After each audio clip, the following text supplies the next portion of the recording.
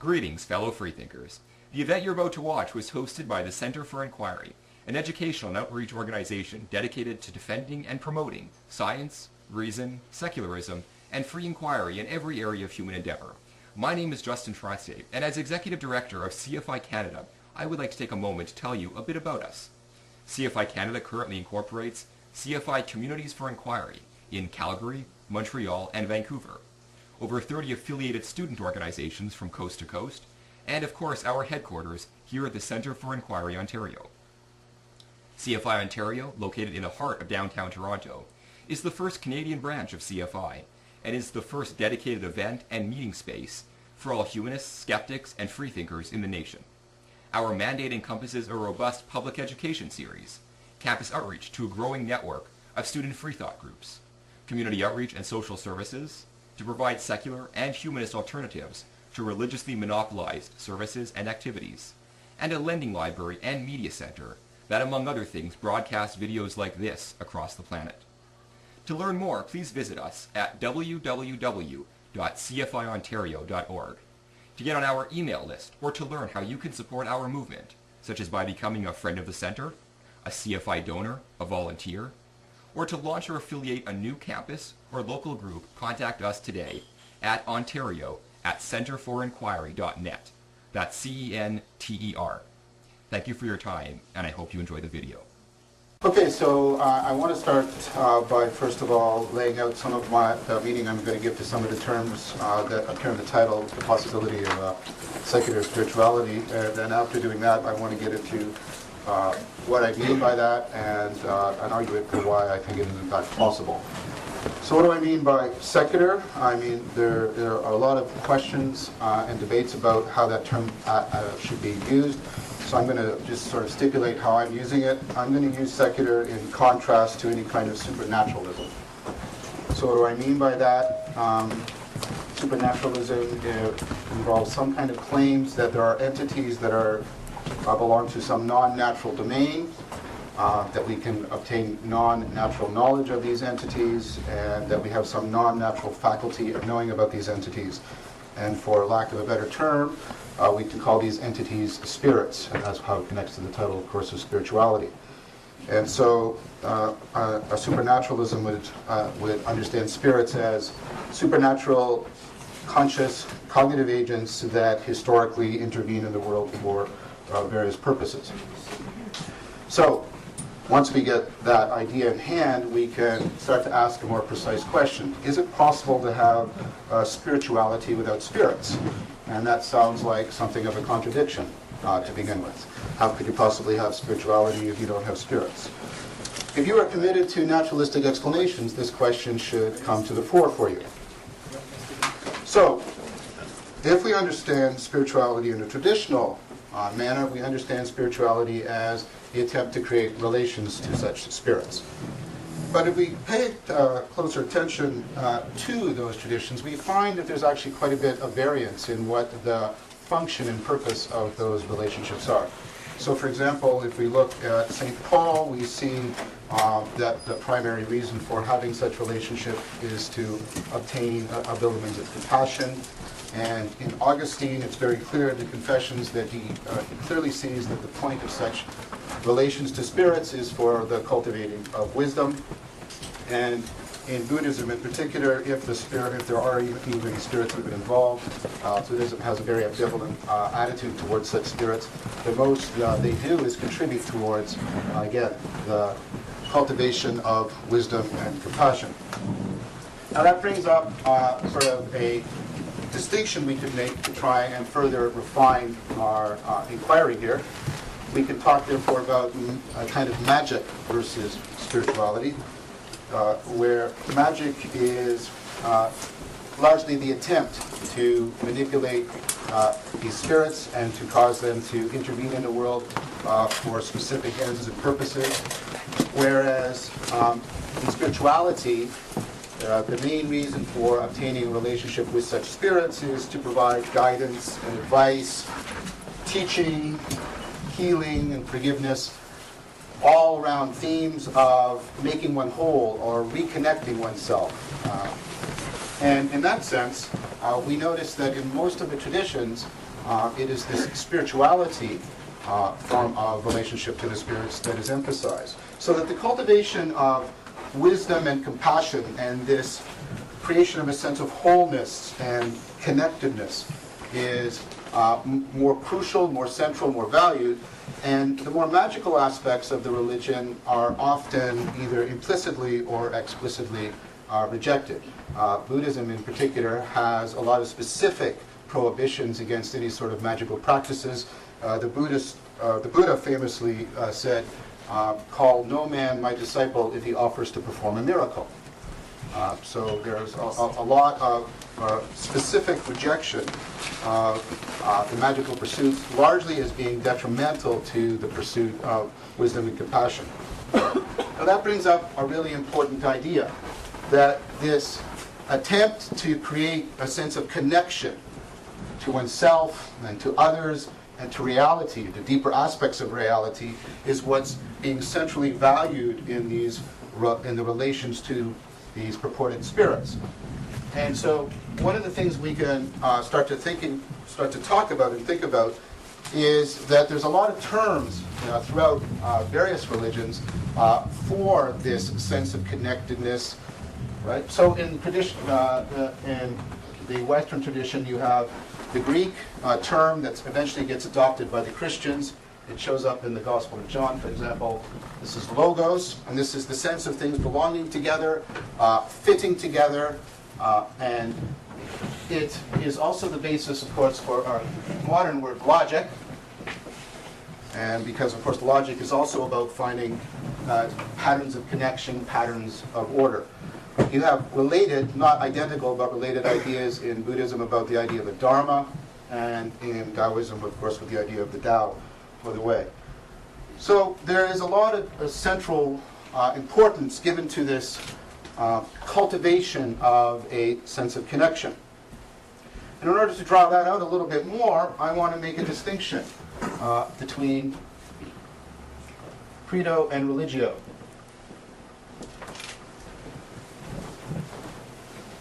Two different aspects of religion, where credo has to do with belief. And this, of course, where we get our word creed from. And the idea here is that credo involves something like the affirmation or assertions of propositions to be believed. And the assertion or belief in these propositions is the goal or project of being in a particular religious culture or community. Now, interestingly enough, this word points more to this sense of connectedness, this sense of being bound together. There's quite a few etymologies for this. Several of them go back to the idea that religio involves this sense of binding together, of connecting. Now, interestingly enough, even the word credo, which came to mean I believe, originally meant something more like religio. It meant giving your heart to. Even the word belief originally means more this sense of connectedness. And that's important. It's very important because many cultures and many different, therefore, religious traditions don't even have a term for religion that's separate from their word for culture. They don't have a term that even corresponds to our word belief as the assertion of propositions for their own sake. So if we want to pick up on the more universal aspects of this topic, this is actually what an aspect of religion or spirituality that we should focus in on. This sense of connection, this ability to generate, I'll stick with the Western tradition, logos. This ability to sense an underlying order or connection to oneself, to others, and to reality. Now, one of the things that you might ask yourself right away was, okay, that's all sort of very interesting. Is there sort of any empirical work on this? I'll just briefly indicate a few things because this isn't my main theme, but I want to push on to. But what we find is there's quite a bit of empirical evidence, and it's very controversial, precisely because this distinction isn't always clearly drawn in the research, about the health benefits of a religious way of life. I imagine many of you have heard about some of this. Benefits of a religious way of life. I imagine many of you have heard about some of this. Now, if you take a careful look at the literature, right, almost all the health benefits are associated with this, right? And that makes good sense. You just think about it a few minutes, because what you find is the health benefits largely vary, largely are constant, even though people have very different creeds, sets of propositions that they affirm to varying degrees. So what's interesting from sort of a scientific point of view is, why is this functioning, and how is this functioning? And if we understand its function is different from this, can cognitive science and neuroscience actually tell us anything significant about this religio? And here's where I want to center the main thrust of my talk. I want to actually make a very strong argument for the fact that we are now on the cusp of being able to get some very deep understanding of the cognitive and neurological processes that found religio. And I want to try and show you why those processes are valuable pretty much to everybody, and why they're essential, and why directly becoming aware of them and trying to cultivate them would constitute a very powerful form of spirituality. Because what I'm going to try and argue is that there's going to be deep connections between this sense of what the cognitive processes that underlie religio and the abilities to cultivate wisdom and compassion and flow. So let's go and take a look at what can cognitive science and neuroscience tell us about this sense of logos that we have, this ability to find an underlying order. Well, this is actually, and I mean goes back to the ancient Greek use, right? There's actually some very deep connections between this idea of logos and attempts to understand general intelligence, what it is to be intelligent. Now, of course, you have to understand a distinction between intelligence and knowledge. Of course, knowledge is usually the possession of either sets of propositions, or as we'll talk about later, skill abilities. And that's not what I mean by intelligence. I mean intelligence as the capacity for realizing an underlying order. And of course, that relates very powerfully to this idea. Now, it turns out that trying to figure out, that sounds very trite and truistic, and oh yeah, so what? Big insight there. Intelligence is about realizing an underlying order. Whoopee. Okay, well, it turns out that when you're involved in cognitive science, that's actually a really, really hard and difficult problem. Because one of the aspects of cognitive science is the attempt to connect psychology and neuroscience to artificial intelligence, which is the project of trying to make machines that actually exhibit intelligence. And one of the really humbling things to do with any of your theories of intelligence is to try and give it to a machine, because you very quickly realize how wrong you are. And that has been quite enlightening. And as you are probably aware, we have a startling lack of genuine artificial intelligence. One of my hobbies is to sort of watch the dates go by when science fiction has predicted that we would have general intelligence. HAL from 2001 was supposed to be turned on in 1999. We're now 10 years past HAL's. Skynet from the Terminator movies is 2000, I think. And so we're passing all these dates in which we're supposed to have artificial intelligence, and we don't have anything remotely approaching that. Now, this has largely been going on even though our machines are gaining capacity, speed, and memory storage tenfold every decade. So you're seeing this technological arc going like this, and yet progress on actually producing artificial intelligence has been almost zilch, and only recently is starting to take off. So it turns out that what's going on in intelligence is a lot harder than we sort of intuitively think it is. And let me try and show you why. I want to show you some of the fundamental problems that come out when you try and get a handle on intelligence. And if you be patient with me, this will actually get us back to a deeper understanding of this. All right. So one of the long-standing ways of trying to understand intelligence is as the capacity for solving problems. Again, that seems relatively straightforward and easy. And for the longest time, people thought, well, there's not that much work that we have to put into understanding how we solve problems. We all sort of know what we do. We just sort of describe it a bit. And then some really important work was done beginning in the 50s and running to the 70s by Newell and Simon. They actually got Nobel Prize, not for cognitive science or psychology. You can't get a Nobel Prize in cognitive science or psychology. I believe they got it in economics. I don't know how they decided economics is a science and cognitive science isn't. I'd like to see the reasoning behind that. But anyways, sorry, a little bit of professional jealousy there. Okay, so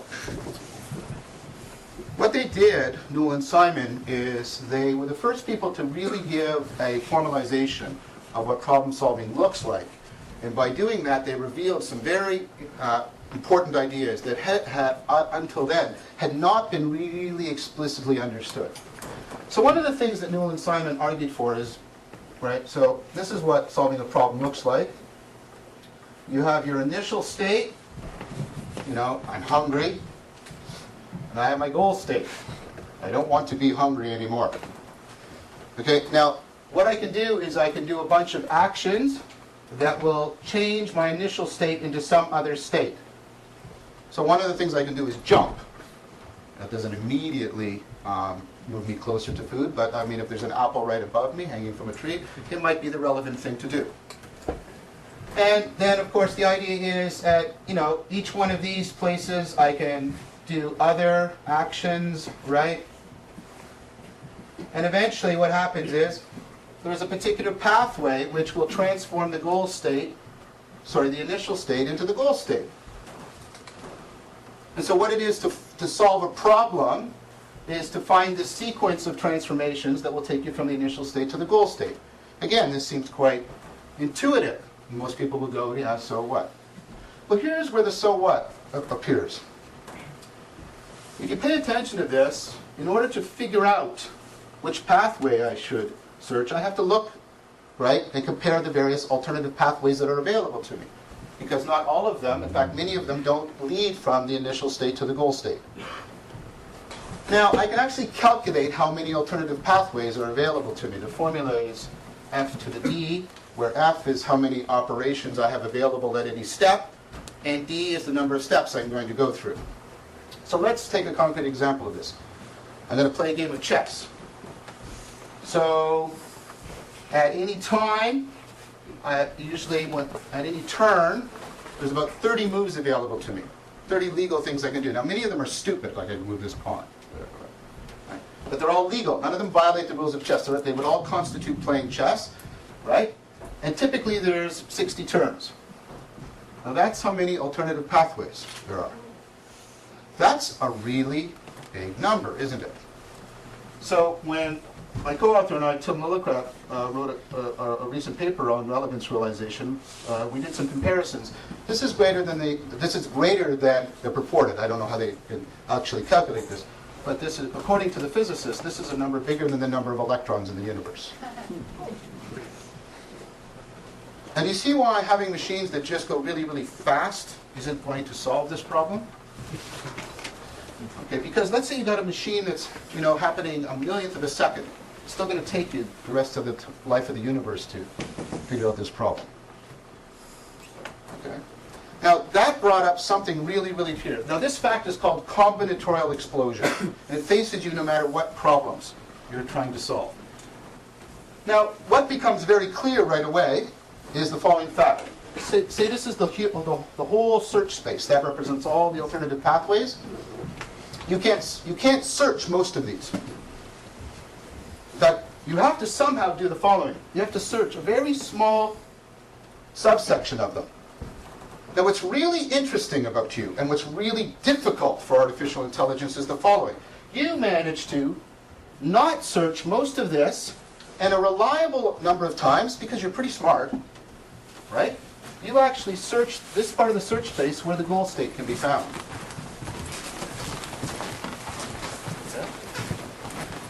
Now somehow, and this sounds like a paradox, almost like a Zen koan, you have to intelligently ignore all of these possibilities. Why do I say intelligently? Because sometimes if you initially ignore a possibility, you might have to go back and check it out. I'll come back to that in a minute. Let me give you another version of this problem. Okay? Of this problem. Okay? So let's say, right, I say, oh, this is all abstract math. Silly scientists, they're always off on their abstract math. I want to do, real world engineering.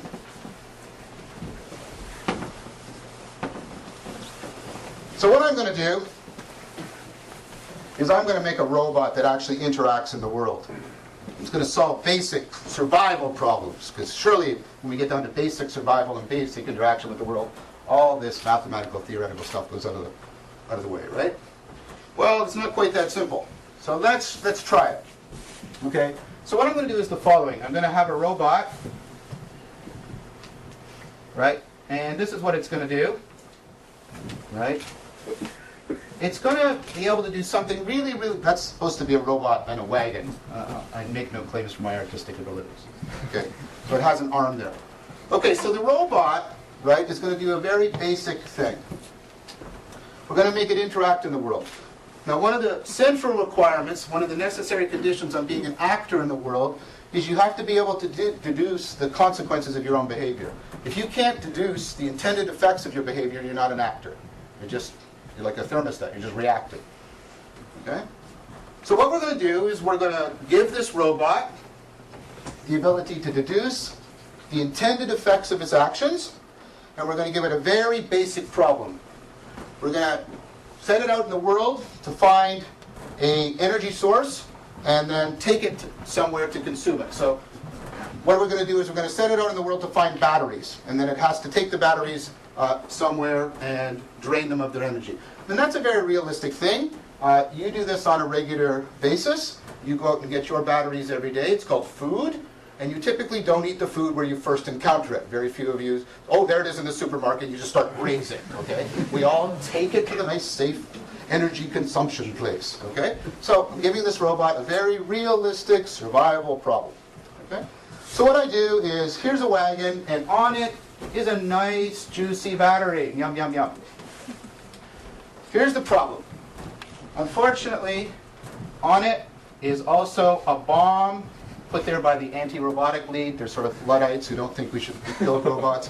Because apparently, according to Hollywood, the first thing robots always do as soon as they get sentience and intelligence is run amok and kill us all. Don't know why. Okay? So what we do is we put this robot in a situation, and the robot does the following. It deduces that if it pulls the wagon, then the battery will come along. Very clean, simple deduction of an intended effect. And so, in fact, it does pull the wagon to pull the battery along. Unfortunately, what also comes along? The bomb. The bomb blows up. This is to indicate that this is like a Bugs Bunny bomb. My son Spencer is 5 years old, so I'm going through the cycle where I have to watch endless amounts of Bugs Bunny. So, these bombs that are with lit fuses.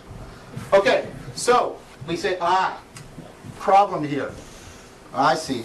We have to make if the robot's going to be an intelligent actor, the robot has to pay attention not only to the intended effects, but also to potential side effects. Okay, so what we need to do is make the robot not only deduce intended effects, but potential side effects. Okay, we think this is a great test situation, so we build our improved robot. See, the brain's bigger. Okay, we put it into the same situation. Here's the wagon. Wheels, bomb, battery and bomb. Sorry, I guess I should have a width on that. Like that. And now this robot, we put it into this situation, and it goes up to this wagon, and it just sits there and seems to be calculating and calculating and calculating and calculating, and then the bomb goes off. The robot's destroyed. And we go, okay, well, what's going on here? Now this time we were clever. Right, we have sort of a black box device so we can sort of look inside the robot and see what's going on. And what we see the robot doing is it's actually calculating the intended effect. The battery comes along, and all kinds of potential side effects, like that the left wheel will turn at least 1 centimeter, at least 2 centimeters, at least 3 centimeters. So will the right wheel. There'll be some squeaking noises. The overall reflectance patterns coming off the wagon will change slightly. The grass will be indented. Probably not have any effect on the overflying airplane. Now, what's the problem here? What's the potential number of side effects it has to check? It approaches Infinity. Oh, that's not good. You don't want infinity anywhere in your cognitive processing because it'll screw you up. Okay? So we say, oh, that's a problem. Okay, what we need to do, right, is we need to make a robot that can somehow determine if an effect, whether it's an intended effect or side effect, is relevant or not. Now, whether or not we can actually do this is something I might get into later. But let's say, just for the purposes of the thought experiment, the robot has this ability. So now this robot can deduce intended effects, side effects, and determine if they're relevant or not. So we put it into this test situation. I won't redraw it. Just imagine it has an even bigger head. Okay? We put it in this situation. We're very confident now. And what happens? It goes up there. Massive amounts of calculation going on. Power being consumed. The bomb goes off. We're upset.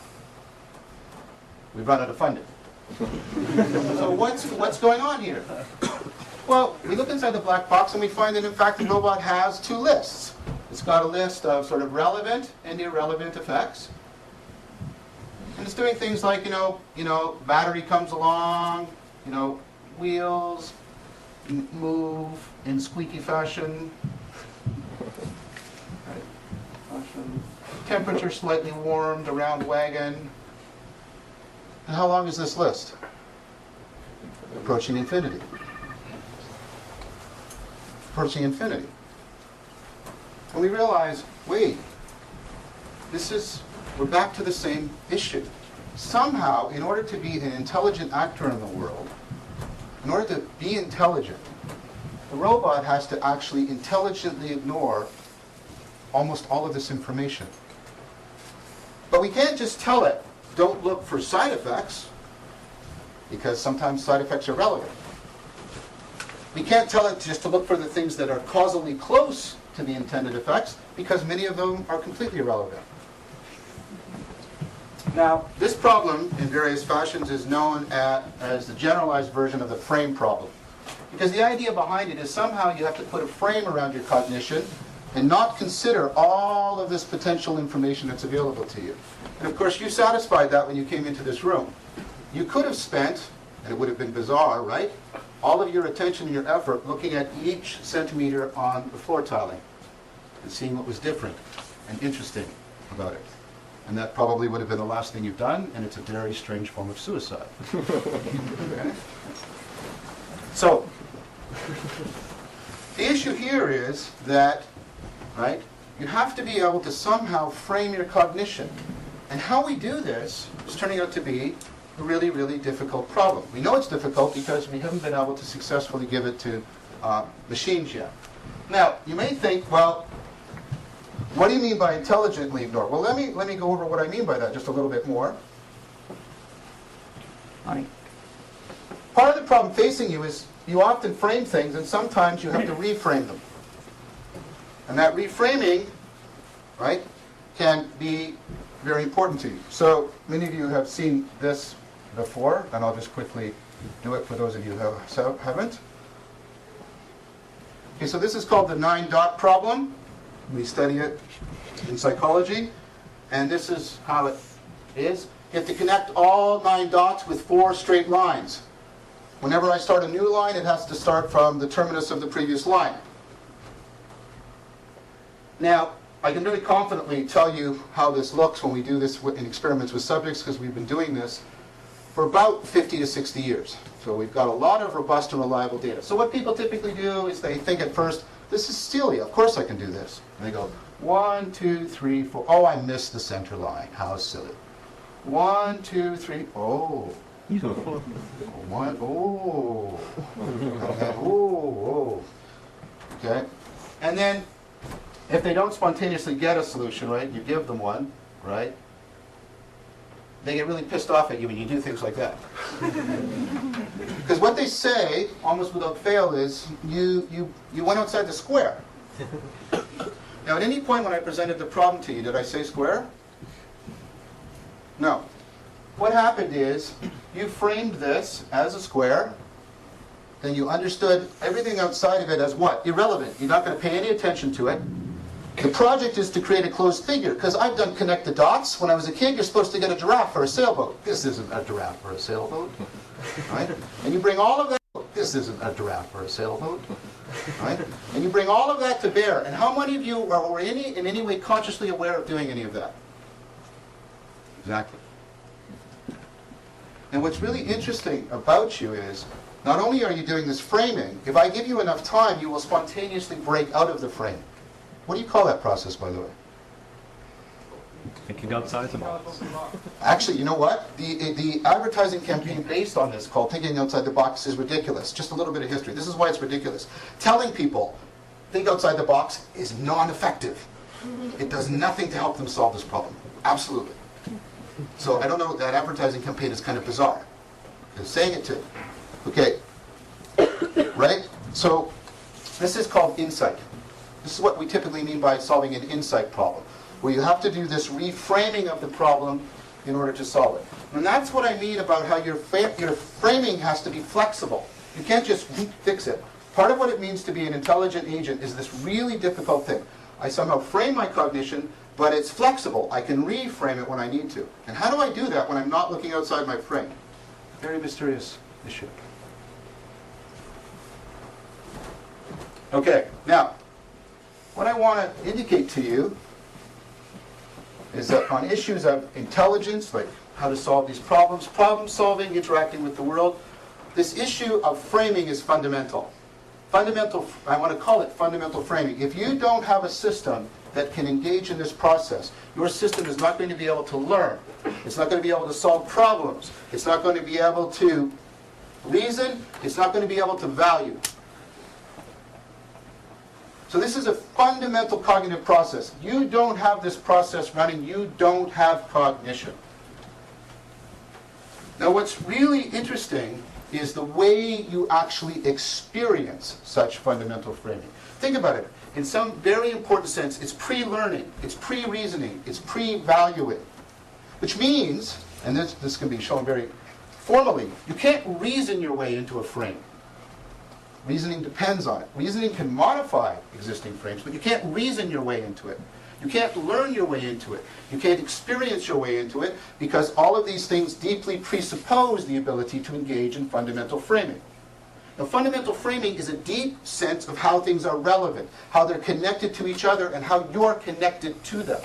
See, I'm working my way back to religio. This fundamental sense of connection. How are you fundamentally connected to the world? Now this religio, this fundamental framing, has three interesting aspects to it.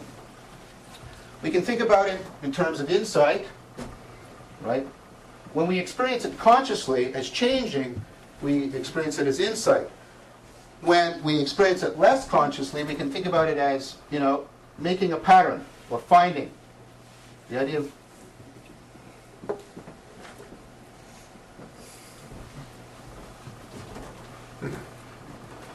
you can also think about another way in which you have to find things relevant. You have to also be able to realize, when a pattern gives you an opportunity or a threat.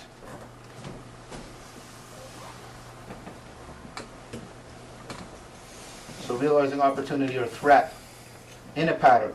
And this is very much captured by our word foresight, as distinct from planning, for example, which requires an ability for foresight. Finally, one of the things you have to be able to find relevant as a human being is you have to realize that there are other realizers. One of the things that you have to be able to find relevant is that there are other minds out there that are finding patterns and finding threats and opportunities in them. Because one of the things you don't want to be is somebody else's opportunity. You don't want to be a tiger's opportunity, for example. Okay? And if you can't pick up on that, you can't pick up on how other realizers are realizing patterns and realizing opportunities in those patterns, you're not going to be a very intelligent agent in the world. So this is, I'll put this as realizing other realizers. Now some people we're starting to do a lot of work on this, and they've coined a term, I guess, to parallel these insight and foresight. They call it mindsight. This isn't any kind of telepathy or anything. This is the ability to sense, right? to have an awareness at this fundamental level of other minds and mental states, of other systems that can realize relevance. Now, what's interesting about this is the following thing. When you are engaged in fundamental framing, this is not a purely intellectual process, because you have to choose how to direct your attention. You have to choose how to commit your cognitive resources. That means that all of these decisions always come with a high motivational valence. There's a high emotional component to them. So when insight becomes very powerful, you can experience this as wonder. When foresight becomes very powerful, you can experience this as awe. When mindsight becomes very powerful, you can experience this as what Victor Turner, the anthropologist, calls communitas, this sense of community and communion and communication, being in sync with other people. Now, what I'm trying to suggest to you is that there is a very deep connection, therefore, between this ability of fundamental framing and a lot of experiences that are typically associated with religious behavior, like experiences of wonder, experiences of awe, experiences of communitas. Now, what I want to suggest to you is that, in fact, in many traditions and in a lot of human behavior, you see a lot of activity directed towards trying to cultivate these abilities, trying to enhance them. So I can only be suggestive here, but what I would suggest is one of the things we mean by wisdom is, in fact, as distinct from knowledge, which is the possession of explanatory propositions, wisdom is actually much more about enhancing insight. In fact, when we do the psychology of wisdom, and one of the courses I teach at U of T is on the psychology of wisdom, one of the things that comes through everybody's researcher is a central idea that one of the fundamental abilities of being wise is the ability to see through illusion and to see into what's really going on. And that's distinct from the possession of knowledge. So that wisdom is kind of a very enhanced form of insight. What about foresight? What would an enhanced experience of that be like? Well, there's been some very significant work done by the psychologist Csikszentmihalyi and some backing neuroscientific evidence. We're pretty close to having an actual neuroscientific account of this, of the phenomenon of flow. Now, you all know about this. People talk about, athletes talk about being in the zone, or dancers talk about things just flowing, or jazz musicians talk about being in the flow state, and you can actually measure this in what's happening in people's brains. This is an experience of optimal experience. You feel like you're at your peak. You feel like, right, you're optimally performing. This is the only thing that can possibly make sense of some of the most bizarre behavior that human beings engage in. Think about rock climbing. Think about it. Imagine Martians. What are the humans doing? Well, they're putting themselves in great danger, suffering, physical distress and harm, cutting themselves up, getting to the top of this surface. What do they do? What do they find when they get there? Nothing. They come back down. I've talked to a lot of rock climbers, and it's overwhelmingly clear that the reason why they do this is to create flow. Flow happens, right, when your skills and the demands of the situation increase together. So that you're constantly having to find new patterns and find new opportunities. Think about what a rock climber is doing. They're constantly having to frame a situation, reframe it, look for threats, look for opportunities. Now, this is a very, very powerful experience, and it's universal. It's one of the few really well empirically established universals that psychology has. Different age group, genders, occupational backgrounds, sociocultural, no matter what. You'll find this experience, and you'll find descriptions of it almost exactly equivalent in detail. What about this? All right? Well, like I suggest to you, perhaps this ability to resonate with other people is what is behind what we mean by compassion. And there's a lot of work emerging how important this ability to resonate with other people actually is. And that, in fact, if I take this chunk out of you, this ability to emotionally connect to other people, your ability to interact with the world and even with yourself will degrade significantly. In fact, you only come to be aware of your own mind after you start picking up on the mental states of other people. This is also now being very well established. You first pick up on others, and once you get that skill going, then you turn it on yourself. So whatever self-awareness you have is dependent on this. So compassion means not just feeling pity or sympathy, it means this deep connection in how people establish and create and maintain their sense, and how people establish and create and maintain their sense of identity.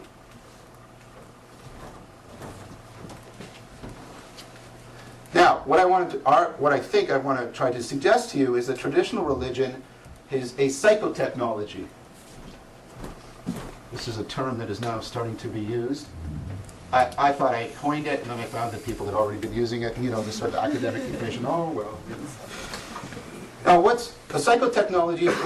What's technology? A tool is something that fits your biology and enhances it. What's a psychotechnology? It fits your cognition and enhances it.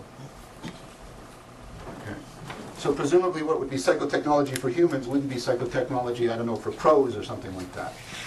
And one of the interesting things is that if you pay attention to what people are doing in a lot of religious practices, they're doing things to try and enhance this. So people make use of symbols, they make use of stories, and they make use of rituals. And I'm doing this deliberately. If you think about a symbol, it's a metaphor that's supposed to try and provoke a profound kind of insight into you. Not just a normal seeing this like that, which is what a normal metaphor is, but in a symbol, you're supposed to see deeper into reality. Stories. What are stories all about? Stories are about practicing you doing this. What the heck is a climax of a story? The climax is a story where is the moment where you have the most opportune, right, the most opportunity or the most serious threat, and you have to intervene. Stories are practice in foresight. What are rituals? Rituals are practice in enhancing mindsight and getting people to resonate together. So, let's use some religious and non-religious examples. You got the Christian, right? You got the symbol of the cross. You got the story of the Passion, right? And you have the ritual of the Eucharist, all mutually supporting each other. My son Jason is a Unitarian, and he just did his coming of age ceremony, right? So, he's standing up, and his coming of age, he has to say what his credo is, and his credo is he's an atheist, right? Which is fine. He believes in science and things like that. I imagine I've had some influence on him. Right? But notice what's going on here. There's a symbol. There are all these adolescents. Talk about what is a better living symbol than a transition in one's state of awareness and consciousness than adolescence. There's a ritual here. They're all doing this together. We're all sharing. We all sang John Lennon's Imagine, which has got to be like the great secular hymn, right? And we all sing it. And there's this communitas. And what does he do? All of these kids get up and tell their story and how they came to pivotal decisions that changed their story. It's all there in a completely secular setting. Okay, you can do the same thing also with, Buddhists and the Buddha and the story of his enlightenment and rituals around meditation. I can go over and over. This triangle is mythos, which doesn't mean myth. That's why I use the Greek word. It means the psychotechnology of these things in order to enhance and develop this. Why? Why do we need to enhance and develop this? Because if you rip it from people, they suffer a kind of significant cognitive suicide. Their sense of connection to themselves and to their world and to other people is ripped away. So, Brian Walsh did some work on the Grassy Narrows community just north of Kenora. The government went in there and decided to do what sounds like a really good thing, give them new housing. Really good housing, good roads, good electricity, access to education, well, everything. And the community was destroyed. Now, this seems to be one of the few instances where there was no ulterior motive. Now, why?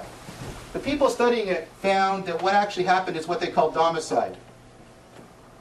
By altering how people were set up with each other, by altering how houses became homes, by altering how people could develop their mythos, they screwed this up.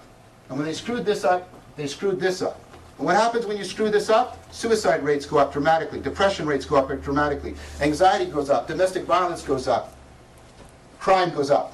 And that's what happened, and the community was destroyed by giving people better housing. Now, what I'm trying to suggest to you is that cognitive science and neuroscience, cognitive science is the study of cognition, this kind of stuff, and neuroscience is the study of how the brain is operating, and they're very much being married together today. I do work in sort of both areas. Cognitive science and neuroscience is providing us with more knowledge about how all of this is working. right? And why human beings are deeply committed to this. What makes you better than a computer is this. This is what your brain invests. Your brain is not primarily a computer. As a computer, it's actually pretty pathetic. It's already been surpassed by all the machines we have. Your brain is actually a plastic. That means it's a machine that can constantly make itself into a new kind of machine. It's a plastic machine of machines, a self-designing machine, for constantly improving its ability to realize relevance. This is kind of the emerging perspective. Well, at least that's part of the title of the paper I most recently published on relevance realization and the emerging framework in cognitive science. The potential argument of that is that this is becoming the sort of the prevailing view. And what does that mean? If we're starting to get the scientific understanding of this, we can develop psychotechnologies. We can even develop cyber technologies for improving all of this, for enhancing all of this. We can start talking about a naturalistic and scientifically based way of life, series of practices, psychotechnologies, cultural patterns, community organization structures, all kinds of things that could actually enhance religio. And by enhancing religio, you can enhance people's sense of connection, how deeply they feel connected to themselves, to each other, and to reality. And you can facilitate the cultivation of wisdom, compassion, and flow. And I think that counts as a damn good definition of what spirituality can be. Independent, I would argue, of having to, support certain creeds. It doesn't, sort of deny that people may assert various creeds, but the argument is largely that that's not necessary to the cultivation of the spirituality. So, if this is right, and then I think I'm almost out of time, is that correct? Well, that's true. Okay, well, I can talk for Okay, if this argument is correct, right, and that cognitive science is on the cusp, and we really are, about getting this, and neuroscience is starting to really show us. We're getting past brain cartography.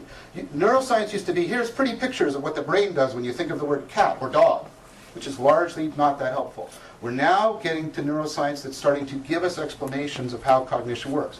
For example, we can watch and see what's happening in insight, and we can make sense of it. We can see processing shifting from the left hemisphere to the right hemisphere, back to and then being mediated by the prefrontal cortex. I won't burden you with all of this. But we can actually see what's happening, and we can understand why a system that was trying to do insight would shift processing around like that in the brain, redesign itself as a machine, try to alter how it's trying to realize relevance. We can understand all of this. We can start to facilitate and improve it. We can figure out what doesn't facilitate insight, like telling people to think outside the box. We can find out what does facilitate insight. Now the thing is, most of these abilities, as I tried to indicate to you, are not happening at a propositional level. They're not happening in terms of propositions you can state to yourself and others. They're not propositional knowledge. They're procedural abilities. These are abilities that involve your knowing how to do something. Okay? So many of you, I sometimes do this with my students and it frustrates them. How many of you know how to tie your shoelaces? Okay, what I typically do is ask somebody to, in just propositions and inference, tell me how to tie my shoelaces. And generally they fail. Okay, this became really apparent to me when I was teaching my eldest son, Jason, who I just mentioned, right, to ride a bike. I'm running along behind him. Here I am, at that time, all of my jeans, there they are, on a bike, going down the street. And I'm running along behind, because I'm the father, and for reasons that are unclear, males are supposed to, participate in this event in which, your offspring can be hurt in some fashion, right? So I'm running along, and I'm yelling the most useless advice to him. Keep your balance. Look around, but not too much. Pedal, but not too fast. Go too slow. Right? And you realize how useless all of this is. Now, that anecdotal evidence aside, we now have a lot of good, solid, robust, experimental evidence that insight is a purely procedural process.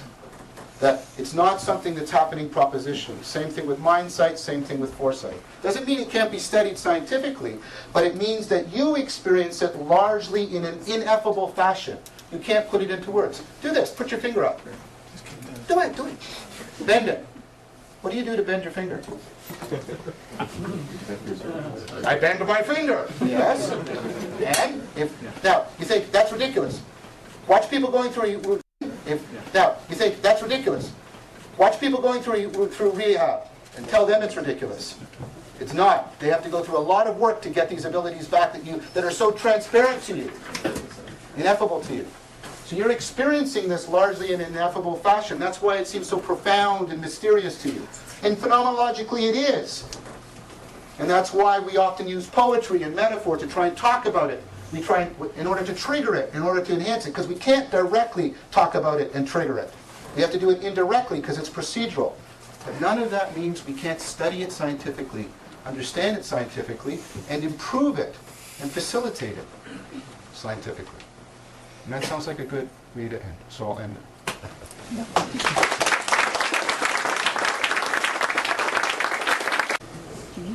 Ditto? Where does morality fit into your model?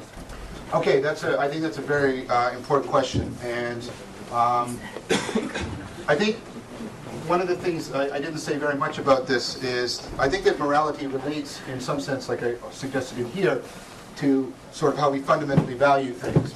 And one of the arguments I would make is that although this doesn't dictate any particular morality, what it does is it facilitates your ability to render things intelligible. Intelligibility means that you can make sense of them. And one of the things I would suggest to you is that your sense of intelligibility is your primary sense of the realness of things. And one of the interesting things we've sort of known since Plato is that underneath a lot of our normative claims, a lot of our ability to normatively value things as true or good or beautiful, lies this fundamental ability to sense that things are real. So if I put you into this thought experiment, and I do this usually with some of my students, you go, let's say you're one of my 21-year-old students, you go home and your parents say to you, look, we have to explain something to you. And they take you into this secret room that you never knew existed in the house. And there's all these films and files. I'm getting to a point, just be patient. Right? And what they say is, look, we have actually been hired by the government to raise you. This is all part of an experiment. We don't actually care for you at all. We've been paid to say and do all these things. And what we want to tell you is, we're going to continue to say and do everything. We're going to continue to say that we love you and provide for you. But this is all a sham because it's... And when I ask most students, well, how do you now feel about your life? Because none of the facts change. Everybody's going to do what they're always going to do, and they say it's a disaster. Because it's, and what they overwhelmingly say, well, it's not real to me anymore. The idea behind this is that you don't have, right, sort of a fundamental sense of the realness of things. It undercuts all your other values. And one of the things that Plato suggested is that our normativity may actually ground out in this sense of how real things are for us. And that if our morality or our moral practices are taking us too far away from that or disturbing us too much, we start to call them into question. So I don't know, I can't say that this specifies any morality, but what I can say is that morality, I think, deeply presupposes this ability. Even also the development of the concept of right and wrong? Now, that's a different thing. I mean, I think that right and wrong are parasitic on your ability to distinguish reality from appearance. I wouldn't identify them, okay? And this is very much a developmental model. This system bootstraps itself up. So I'm not identifying right and wrong with real and not real, real and appearance, right? The reality-appearance distinction. But I think if you don't have an appearance-reality distinction, you're not going to be able to do right and wrong. So that's how I would answer that. Thanks for riveting talk. You're welcome. I hope my question doesn't reveal that I missed your overall point, though. Okay. That would be bad for me too. I took spirituality to mean that one has a deep belief that by better knowing the essence of themselves, they have a better knowledge of the essence of all beings within their class, like all humans, if they believe that those are the beings in the class, or maybe other animals or whatever. And that provides a very strong rationale for morality, the golden rule, etc. So the issue to me, the problem for me was that if you accept, take a religious view where there's a God or something Sure. like, then it follows that, you know, God made you the way you are, as well as all beings in your class, and you have the essential thing, apparatus, which is the same. Whereas if you take a secular approach, then that leads to a sense of doubt as to whether this is really true. And the reason there would be doubt is because you don't really have proof that you are essentially the same as all other beings. So you have to just look for evidence. But evidence is always fraught with, there's always a sense of doubt when you're looking at evidence. So I'm just wondering whether this framing of spirituality relates to the way you've posed it. Okay, well, there's a couple issues there. First of all, you were talking about, I think, something like a mind-sight ability, and you were indicating that you thought that spirituality required sort of a belief in that. I don't know if that's true, because again, the anthropological evidence seems to indicate that a lot of people have this experience without even having our concept of belief. Okay. Now, do they have this sense of connectedness, of communication? Yes, I think. So I would replace maybe belief with sense, and then I would say I did talk about it in this. Now, the idea that there's no good reason for believing this, I sort of reject that. Because I think we have a lot of good empirical evidence, as I presented, that we actually our development as an individual mind is coupled and dependent on our relating to other minds. So the sort of Cartesian assumption that we start knowing our own mind and then work our way out, and we have to sort of reason our way out to other minds, that's been almost completely undermined by cognitive and neuroscience. That's just not true. Okay, we develop almost completely in, like it's reversed. In fact, you typically can't get children even to introspect until they've mastered mind, sight, and language. In fact, I stored as one of my cherished memories the first moment when Spencer, my youngest son, reported introspecting. We were driving down the road and he said, "Daddy, it's snowing in my head." And it wasn't actually snowing outside, and this was a revelation to him. He's 5.5, he still isn't at the point where he understands that he can introspect whenever he wants. It still sort of flashes on him. But man, is he constantly tracking everybody else's mental state all the time. Doing it very, very well. He knows how to manipulate his mom and dad very well. So I think in one sense, you and I were saying the same thing. I resist the use of belief. I think sense, right? And maybe the older meaning of faith as this sense of connection is better than a belief-based orientation. And I think there's very good evidence, but really good scientific evidence that we do develop deeply in connection with other people. And that, in fact, it's increasingly clear that we're wired for distributed cognition. Look, most of our best, sorry, this is long, most of our best problem-solving abilities don't come from individual cognition. How many of you have taken an airplane? A single person can't build an airplane, can't run an airline. A single person can't do science. You just can't do it. Some of our most powerful ways of realizing relevance is by linking minds together in distributed cognition. We're wired for that. As individual animals, we're pathetic. We teeter around on 2 feet. We expose all of our vital organs. Everybody can see us from a long distance. It's like, hey, come and look at my fierce claws. Right? Our power. Like, you get a bunch of us together with some pointy sticks and some dogs, and we can take down anything. So we're wired for distributed cognition. So if cognitive science is pointing towards anything, it's that. That was a very good question, Ken. When you say that insight is reframing of a problem to fix it, Yeah. does that involve in part looking at a situation in a different context than in the What was the question? you would initially look at? Can't hear it. in? Yeah, the mic isn't picking up on the questions, Okay, I can you guess. repeat the question, please? When you say that insight... Can you hear now? No, He's still not hearing it. Frank, Can you hear turn me? it up. I can hear you. Okay. All right. Okay. I don't mean I'd like to ask, but hold on.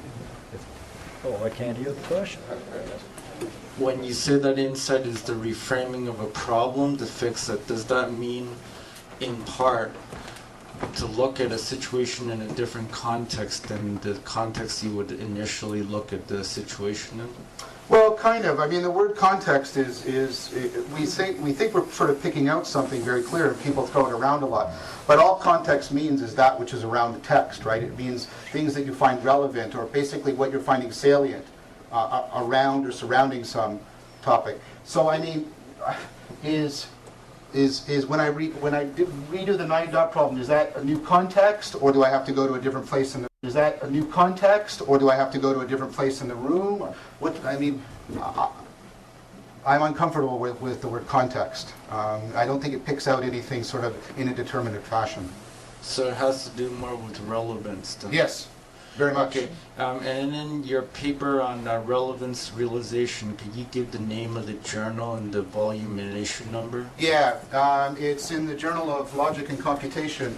It's actually, you have to go through what's called advanced access, which means it's not out in print yet. But if you go to the Journal of Logic and Computation, their website, go to the advanced access, click on that, and then you'll find a paper by John Vervaeke, Tim Lillicrap, and Blake Richards. Okay? How do you spell your last name? Sorry. Oh, yeah, it's Flemish. I don't know what it means. I sometimes joke that I think it means there's plague in this village. Sorry. I can't see that. Vervaeke, John Vervaeke. Okay, thank you. You're welcome. Thank you. When I saw the title of your talk, one thing that popped into my head was the spiritual experience. Mhm. And that can sometimes happen, seems to happen to religious people a lot more than to non-religious people like myself, but it does happen. Mhm. You can think about people who use drugs or starve themselves or go out on a spirit quest or something like that. Does that, very simply, does that have anything to do, or what exactly does that have to do with what you're talking about today? Very much. I mean, I think I don't have time to go into it, but I think the original form of religio, shamanism, I mean, Michael Winkelmann and others have argued very convincingly that what shamans are doing is all of this. Shamanism is, in a sense, the first primary psychotechnology for manipulating this, and it's doing all of these things very directly.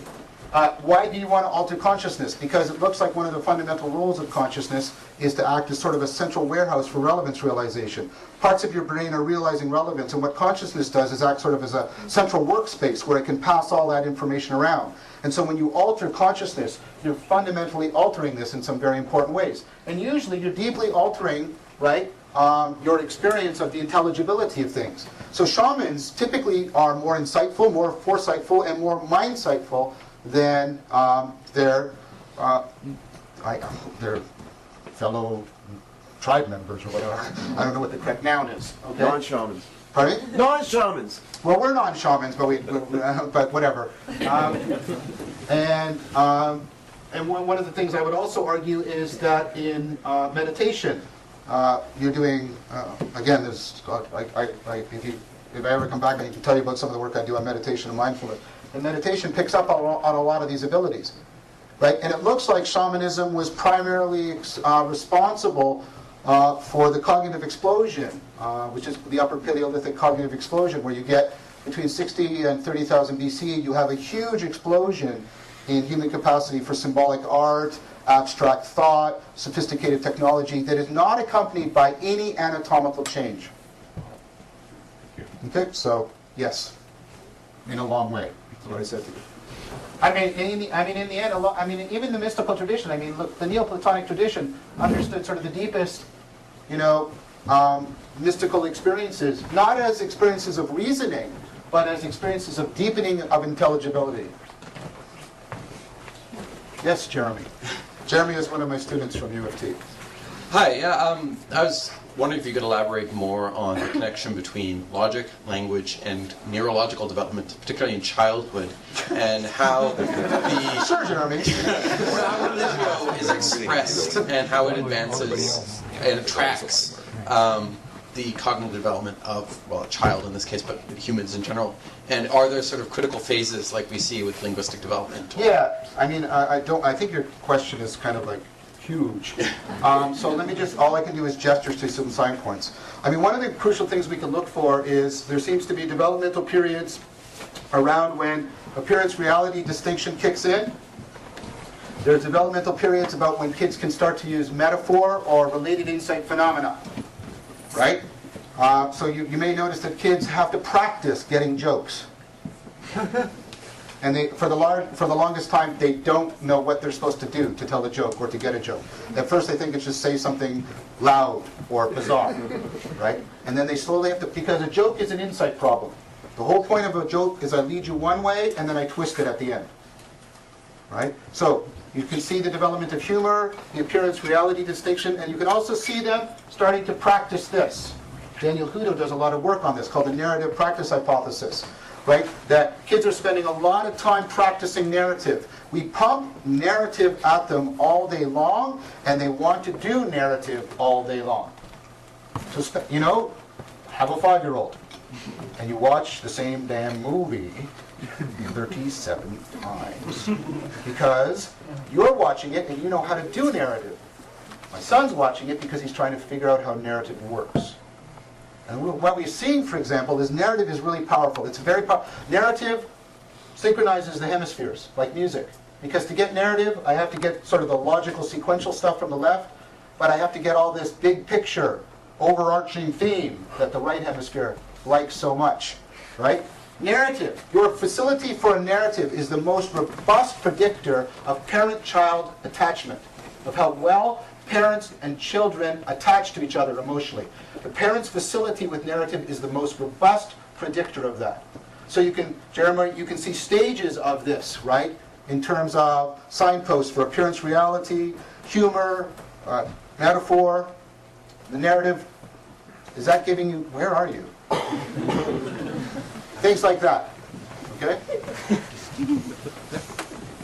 Well, my question is, your model looks very much like classical reward model for insight, error, and flow is the reward.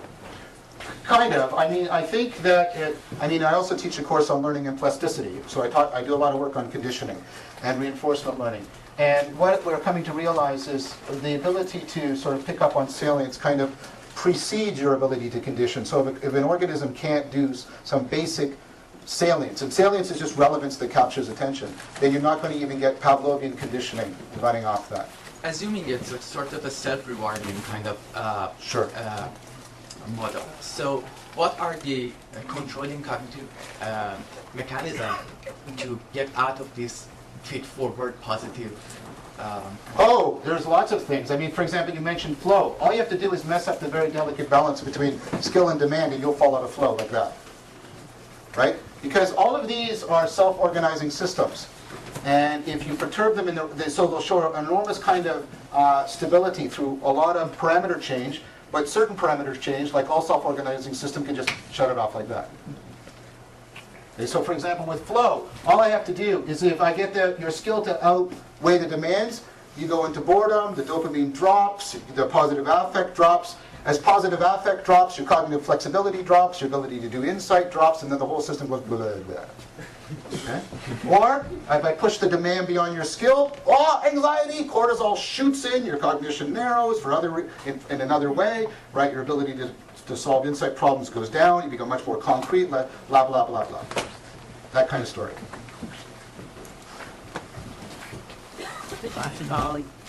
You talked about practicing jokes or whatever. I haven't practiced this question, so it's going to be a little strange.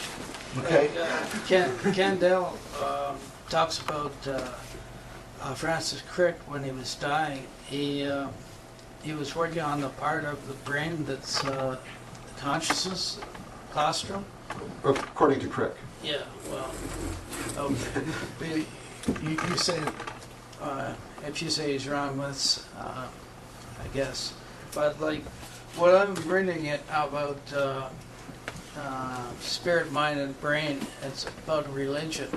And the guy's... Is that Beauregard's book? Pardon? Is that Beauregard's book? Ostro. Oh, okay, it's another book. Yeah.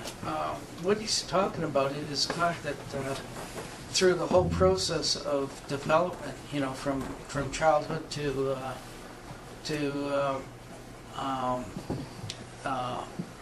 I guess adulthood, or he says that the brain is changing based on a Freudian concept that the child is always trying to separate, and From their parents or something like that? yeah, and that, you know, at the same time, they're also trying to separate from the church. I mean, religion, it doesn't matter what nationality or whatever. They're all trying, they all don't believe that, they all don't believe that religion, you know, has any place in their lives. It's So all, sorry, I just want to be clear because I haven't read the book. So the central claim is that that children are trying to separate from the religion of their parents as a fundamental drive? they're trying to separate all things, not just religion. You know, there's sexuality, they're all their values and everything. And then at about 30 years of age, all of a sudden they start realizing that they have to be part of the community, you know, they have to join. And they also start realizing that religion is not something that you... I'm going to ask you at this point to ask your question. Yeah, okay. So, like, do you think that, like, as your son, he's trying to find his own way, you say? Do you think that at 30 he's going to change and start accepting things that you disagree with? Well, I don't know. I mean, I guess I have a kind of a problem with the thesis. For example, first of all, I have serious questions about the whole Freudian framework for empirical reasons. But that aside, I mean, that proposition that children are largely driven by a desire to separate from their parents' religion seems to be, I mean, I need more justification for believing that because prima facie it just seems to be false. The overwhelming predictor of what religion you will follow is the religion of your parents. I didn't say they're all. No, but overwhelmingly. So The brain is changing Sure. through the whole process from childhood to teenage to adults. I accept that, but I guess I don't see, I thought there was a prediction coming out of that theory that, you know, there's this drive to separate from the religion of your parents, and that just doesn't seem to be... No, that's only part of, Okay. you know.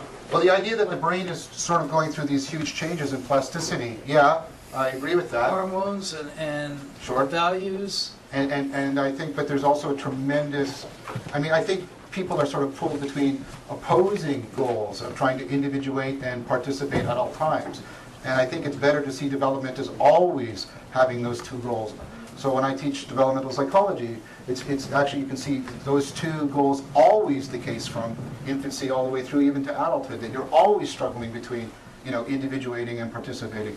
So I guess that's why I would take issue with some of the claims you were basing your question on. I'm still not sure of it, but Okay.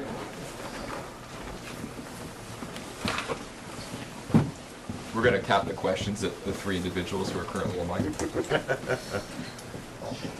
Okay, so I think a lot of this is pretty obvious in a lot of ways, or... Really? I've worked a long time on this. No,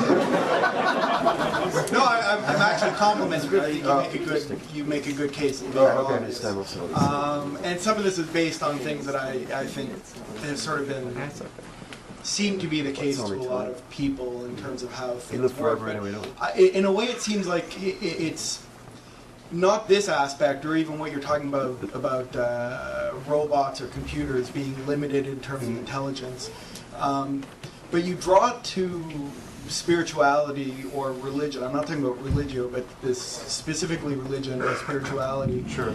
And I'm wondering if you're drawing too fine a point there, because this seems to be a quality,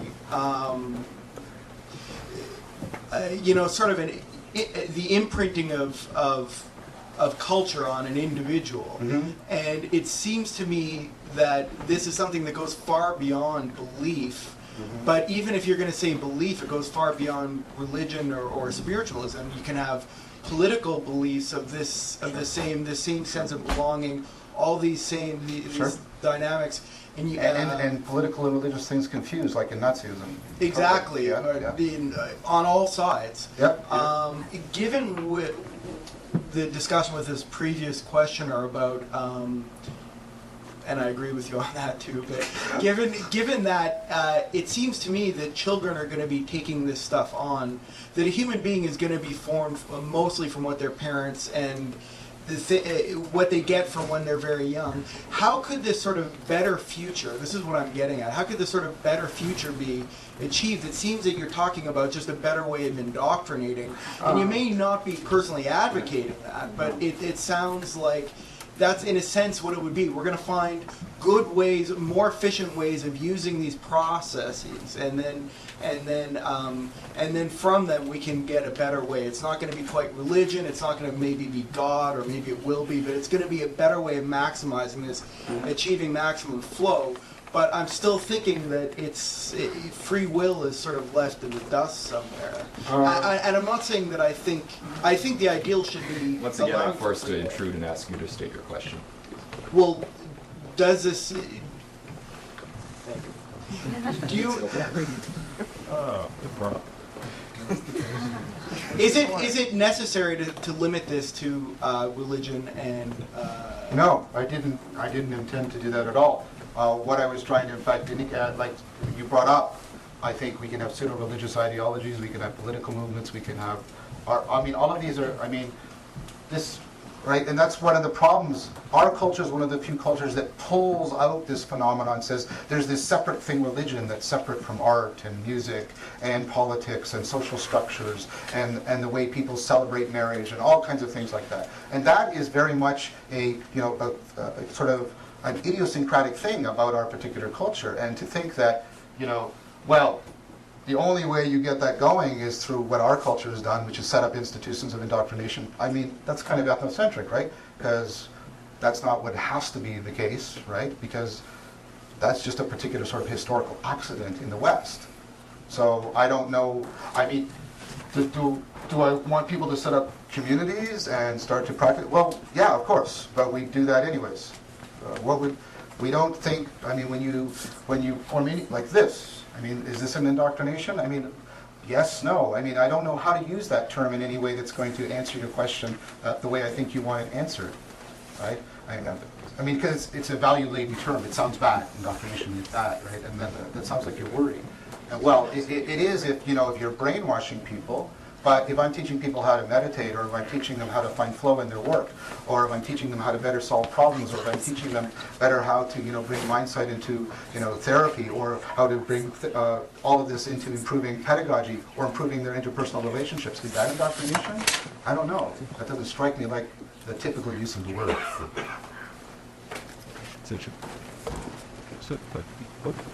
Hi there. Hello. I generally like where you're going with this, if my opinion's relevant, but I'm interested in if you have any comment on sort of the social repercussions that fall out of this. In as much as discussing flow, you talked about, I think, artists, musicians, athletes, Sure. all of whom experience this, all of whom I have tremendous respect for in certain avenues, none of whom I would want to be making important decisions for me. Right. Certainly in, say, nihilistic culture, if you made a bad series of relevance sortings in your head, you probably wind up dead fairly quickly. Sort of. We've found ways of buffering people. Yeah, exactly. So I worry about the extent to which people will take this, run with it, and decide, well, we'll leave all the hard stuff to the computers, and we'll do what we're good at, which is making sometimes what will amount to sort of flaky decisions based on what we feel. Well, let me try and use another example. I want people that aren't flaky. I want wise people. And in the ancient world, we had institutions that did this, right? We had the ancient philosophical schools, Stoicism, Epicureanism, Platonism, Aristotelianism. And these were at one time very strongly supported by the state. So Marcus Aurelius sets up chairs for them when he's emperor of the Roman Empire. And for a while, the Roman Empire was actually governed by Stoic philosophers. Marcus Aurelius comes to mind. And that empire is governed probably, I think you can make a very good historical argument that it's run the best when it was run by people that came out of, institutions that were basically training this. So I'm not sort of, that Andy Warhol takes control of the reins of power or something like that. The model is much more somebody like Marcus Aurelius. Not that we should have emperors, but the impact I'm making. So This doesn't mean that flaky people, I mean, he runs the Roman Empire, he runs during times of crisis, plague, right? You know, constant war on the frontiers, yet by most historical accounts, and historians are usually really vicious for the emperors, he comes off really, really well.